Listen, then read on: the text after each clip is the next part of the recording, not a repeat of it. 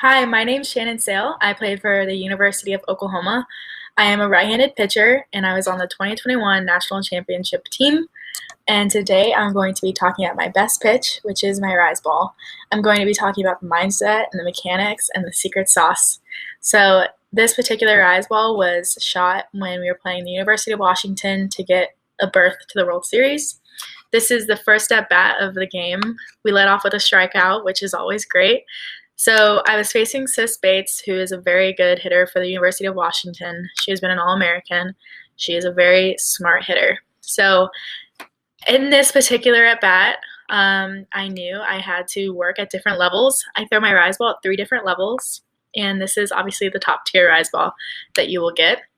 So we are going to talk about what makes my rise ball explode out of my hand the way it does. And to be honest, it's all in the hips.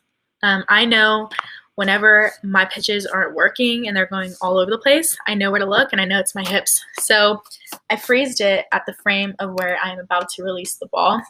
I'm going to start from the ground up. So let's take a look at my foot.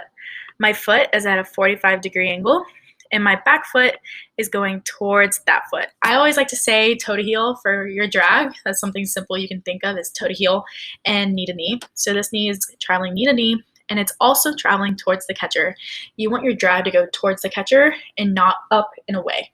So now we've checked off my knees. Let's look at my hips. My hips are at a 45-degree angle, which was caused by my foot being at the 45-degree angle. Now let's look at my shoulders. My shoulders are in a horizontal line and my head traveling on top of my belly button. This is a perfect example of a stacked position. This is a position I talk about all the time that you want to be in. It helps you explode off the mound. So in this position, I'm giving myself the best bet to throw an explosive rise ball. I have enough room to release the pitch. I have enough space so that I'm not running into my hip. I have enough space so the rise ball can be in a perfect slot to come out. We'll see later on where my arm is when I'm about to release the rise ball. So for now, we're just going to focus on my hips. Let's clear that. Leading into the next frame, you're going to see that I get a little bit more closed here. But you notice how my shoulders and head are still in line and they didn't change. You don't want your shoulders and head to be going all over the place because that means your pitch is going to go all over the place. Your shoulders are going to dictate what your arm does, and as well as your head. So you want these to be traveling, core tucked under, head on top of belly button.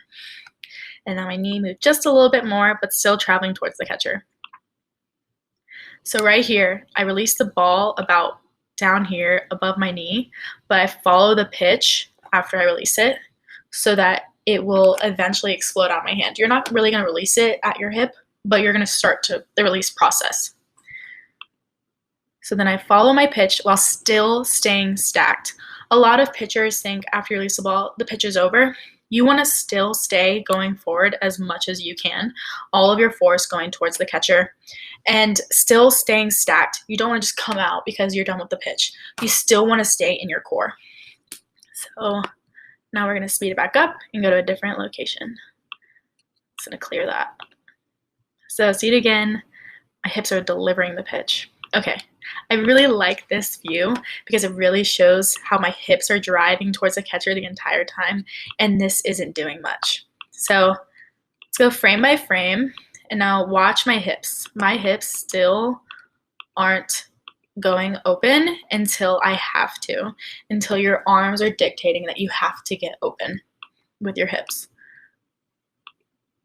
Now, when I'm about to release it right there, I'm back at the 45. Now let's take a look at my arm. So my shoulders are still stacked, head on top of belly button. Now look at my shoulder. It is carrying underneath my elbow. So you want to lead elbow and palm to the sky.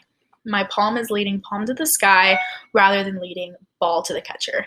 So you want to lead with your elbow up. It's creating like this L shape, and leading behind your back leg so that they can come together. These work together. I always like to say back leg and release hand want to lead together to create a strong whip, a strong, powerful explosiveness when you're releasing the ball.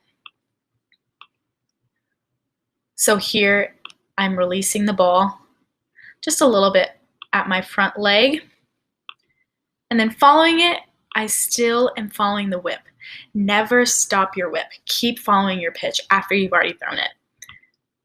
And then it just explodes out of the hand. So the reason why this pitch was so successful in this at-bat is because I set it up very good. I set it up with trapping her outside pitches that were a little bit low, but still climbing the ladder. I climbed the ladder very well in this at-bat from what I remember. And the last rise ball I threw, I just knew I needed to get it up there because I knew she was going to be swinging at it because I was showing it the entire at-bat that I was going to go up. And I knew I could get this one a little bit up because that's all I've been showing her. So it was really well set up for this particular at-bat. And that is how I throw my rise ball and what makes it so effective. I hope you learned something from this. I love this pitch. And if you have any questions, let me know.